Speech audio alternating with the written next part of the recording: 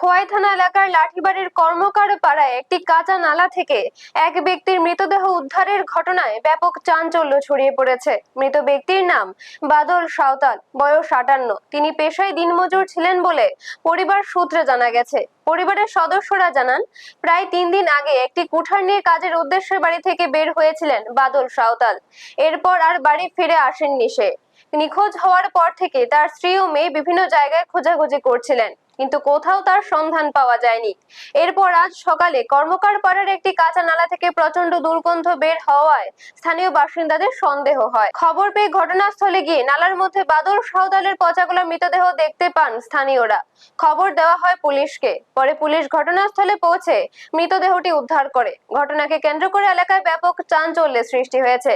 প্রাথমিকভাবে পুলিশের ধারণা, অতিরিক্ত মদ্যপানের পর অসাবধানতাবশত নালার জলে পড়ে গিয়ে ওই ব্যক্তির মৃত্যু হয়ে থাকতে পারে। তবে মৃত্যুর প্রকৃত কারণ জানতে পুলিশ ঘটনার তদন্ত শুরু করেছে।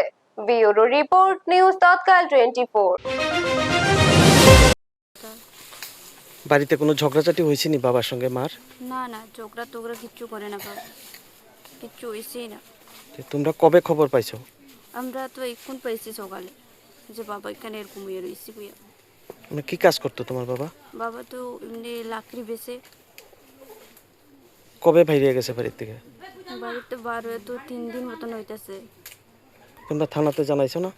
না জানাইবার তো করছি, কিন্তু আমরা মনে করছি বাবা তো বাড়িতে আই সবসময় এর লেগা আমরা মনে করছি খুঁজলে গেল, এরপরে মানে জানাই মুকুয়া।